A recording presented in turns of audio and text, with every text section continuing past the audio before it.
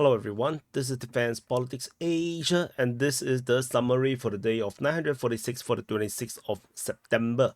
And this video is recorded or going to publish earlier than usual because from time to time we need to test the algo and see anything changes and whether I can publish the reports closer together. Despite it's on different channels because it still fight each other. Whatever it is, let's try.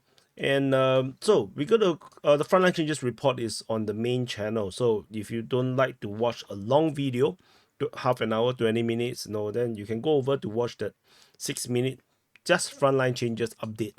But you're gonna miss a lot of things, because if you watch only frontline changes, frontline changes is very minimal, generally speaking, compared to the scale of Ukraine war, because Ukraine war is the biggest war since World War II.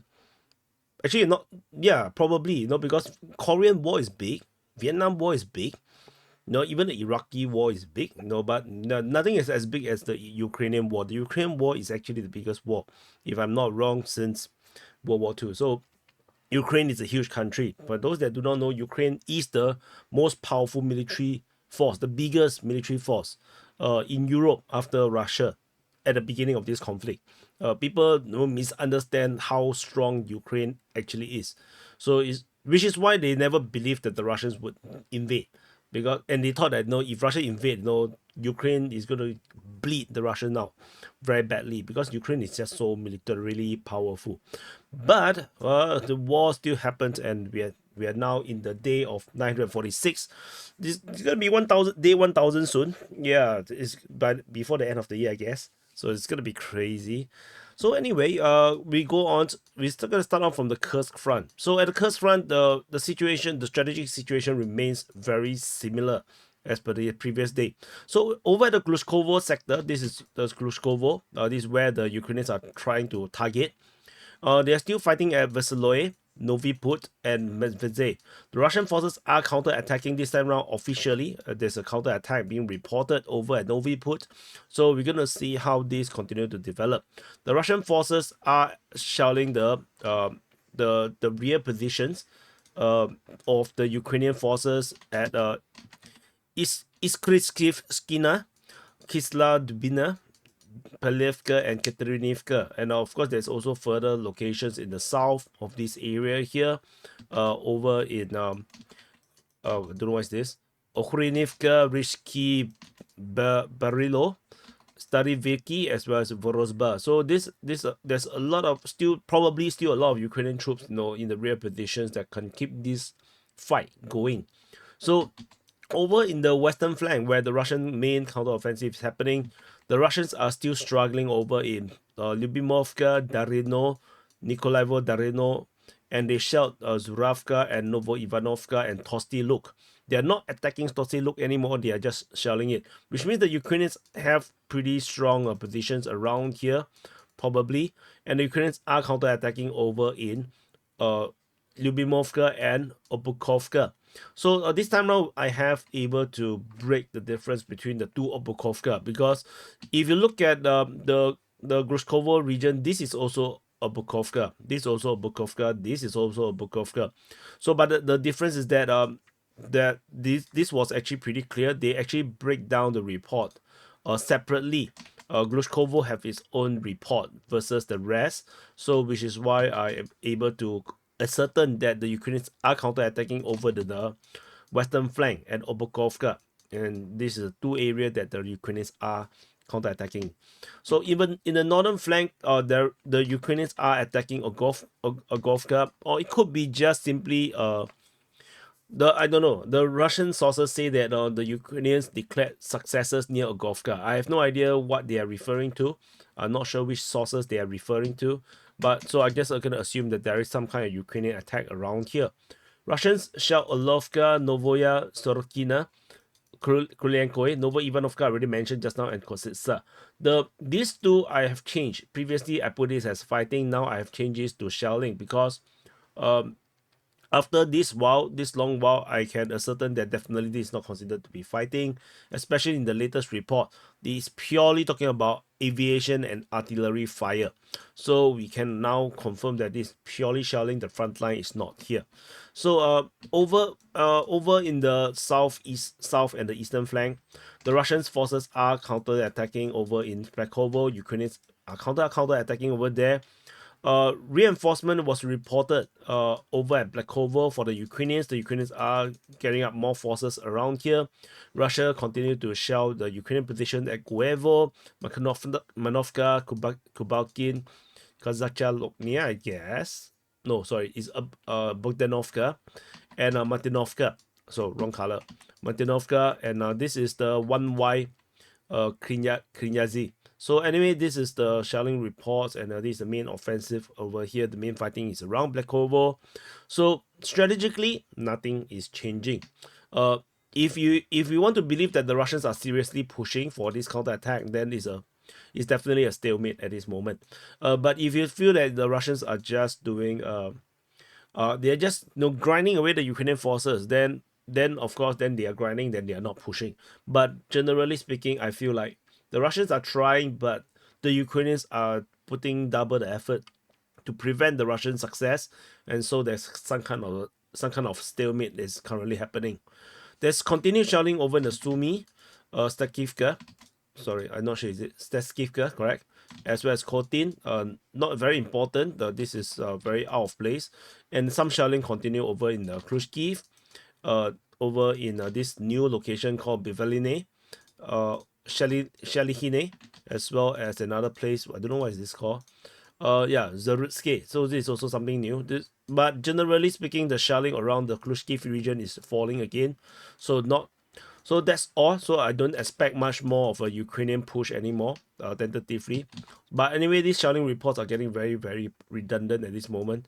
But we shall continue to monitor as the Russian Defense Ministry makes very clear indication of all this shelling somehow. So we just continue to monitor the situation. In the Kharkiv region, the Ukrainian counterattack have entirely ceased. Russian forces is now still continue to be on the offensive at Lipsy, Staritsia, Voschansk, and Voschanski Kotori, as well as Taike. So the Russians are the one now on the offensive. Geolocation of Russian forces over at Neskrin. What is this place? Let me see. Let me zoom in. This is Russian forces getting shelled near Zeline. So it doesn't change anything. It just shows Russian presence around there. So otherwise, the Ukrainian offensive just ended. Like that, it didn't go anywhere. And there is also geolocation of Russian infantry over in Taike, in the entrance region of Taike. So the Russians are making their moves at this moment in the Kharkiv region. So somehow, yeah, a bit of a weird situation where I thought that the Ukrainians are the one that is doing the offensive. Moving into the Kupiansk front. At the Kupiansk front, the Russian forces are attacking at Sinkivka, Petropavlivka, and Petrotrevneve. There is shelling reported at Kupiansk Voslovi, but not important. Just generally, that's all. Over in the Pischany sector, at the Pischany sector, the Russians are attacking at Glushkivka, Koliniskivka, Lozova, Stemakivka, as well as Vishneve. That's all for this region. There's no updates per se for the frontline changes in this area. Moving into the Svetove front, we have fighting reported at Okhivka. Oh, sorry, it's shelling because it's a bit too far. This is based on Russian reports. I feel like this is just a shelling report. There's attack towards Kharkivka as well as Nevsky. So that's all. Moving into the Crimea front. At the Crimea front, we have fighting reported in Novosadove, Dorske, and Dibrova. Yeah, so generally, these are general reports. We don't have any information whatsoever. Over in the Sivers front, fighting is reported in Kharkovivka, Bilohorivka, Verkhnokanyamsky, Sperne, and towards Sivers. So, yeah, that's all. The fog of war is very, very thick, so we have no idea what the hell is happening. So this is all that we know. The fighting is at. Over in the Bakhmut front, oh sorry, I missed one thing. So let's go back. Push this back. There's one more fighting over in the south of here. because I didn't manage to see, is over at Mykolaiv, just south of Fedorivka. This is reported by the Russian Defense Ministry. But that's about it. We move further south over in the northern flank of the Bakhmut front. This is Bakhmut. Russian forces are attacking over at Minkivka, Kharkiv, and Kalinina. So at Kalinina, there is some slight frontline changes. Not frontline changes, geolocation. Yes, frontline changes too. The Russians geolocated to be moving the rest of Kalinina. But that's about it. Nothing particularly very special about this. Over in the southern flank, there is only fighting reported towards Bilohora. Otherwise, it's very quiet in the southern flank of the Bakhmut front. We move into the New York front. Then the New York front, the fighting is primarily over in the northern side only. Over in Torex, Skrebenivka, as well as Leonidivka. So the important, interesting situation is that the fighting at Leonidivka is reported by both Russia and Ukrainian Defense Ministry. So confirmed the fighting is now in this area here. And the fighting at Skrebenivka is also reported by the Russia and Ukrainian Defense Ministry as well. So most likely the front line has already progressed beyond Nelipivka. But we have to do note that the Ukrainian Defense Ministry only yesterday, or the day before, was just talking about Nelipivka. So it's not so clear cut at this moment. But fighting at Skrebenivka and Leonidivka, I can't imagine the Ukrainians are still at Nelipivka. But let's continue to watch because everything is so foggy. Over in the northern flank of the Pokrov front, we only have fighting reported at Zelenopole and Zelenopole, as well as shelling reported at Tarasivka. So not very important because the Russians aren't going to push in this direction. Over in the Novohorodivka direction, the Russians is now focusing on Mykolaivka, Krasnaya, Krutiya. This is the main direction, the main push, where they are trying to secure this entire western part of Horodivka. The Russians are also attacking in the region of Horodivka as well as towards Lysivka. The Lysivka fighting is reported by the Ukrainians, so the Russians are definitely moving in this direction. So otherwise, there is also shelling reported in Pokrov, but this is obvious. And moving into Selidove, fighting is still reported at Marinivka and Selidove. It's interesting, Marinivka continues to be the subject of battles. Despite this seems like an easy place to have captured by the Russian forces, but this remains to be a battle. So let's see how this continue to develop. Moving into the Kharkiv region, in the Kharkiv sector, the Russian Defense Ministry announced the capture of Ukrainsk. According to the Russian Defense Ministry, they say that they have liberated it or so-called captured it. Fighting is reported at Sukharini and at Kharkiv as well as Zelenodruhi. There's frontline changes over at Kharkiv, confirming the Russians entering Kharkiv for the first time, at least evidently, with evidence that there's entering Kharkiv for the first time. So, but that's all from this area here. Moving further south over in the Kurakove sector, Russians are attacking at Georgievka. Geolocation of Russian forces south of Georgievka, but that's about it. Suddenly went very quiet around here. We move further south. Over in the Vodiane-Konstantinivka region, fighting is reported in the Paraskovievka region, according to the Ukrainian Defense Ministry. Somehow Paraskovievka is not mentioned for some time already, suddenly appears. Konstantinivka, towards Konstantinivka, Vodiane, as well as towards Bohov-Yevlenka. So Ukrainian Defense Ministry themselves talk about Vodiane and Bohov-Yevlenka in the same sentence. So there's something interesting, which means that these two is the two different things. That means the Russians are actually trying to consolidate their positions around Vodiane, while another force is actually pushing towards Bohov-Yevlenka. So that's probably what's happening based on this reporting. We move further south into the VUHLEDAR region. So VUHLEDAR region is very interesting because according to the Ukrainian mapping, Russian forces have now completed the capture of everything west of VUHLEDAR. So the Russian forces have fully secured the north of Palivka and the west of VUHLEDAR. They are now basically in firing or attack distance against the Ukrainian roads. There's two roads of life for VUHLEDAR, and probably through this tree line as well if they choose to. But other than the 3 line, I think the other 2 roads is now under Russian fire control, with the Russian forces, really very in this region here. Rumors continue to stir about the Russians, capturing the eastern half of VUHLEDAR. I find that this is most likely wrong information. It's just too excited information, so I don't think that is true. And I also don't believe that the Ukrainians have this sector in the south of VUHLEDAR. This southern part is unlikely to be under Ukrainian control because of the current situation that's developing in VUHLEDAR. Most likely there's no more Ukrainian troops south of VUHLEDAR. So the VUHLEDAR, generally speaking, is encircled on 3 sides. And the final site for the retreat is also under fire control. There is partial operational encirclement. So VUHLEDAR situation is now very, very bad for the Ukrainian forces. We will continue to monitor the situation as it develops. Tentatively, VUHLEDAR holds. Jose.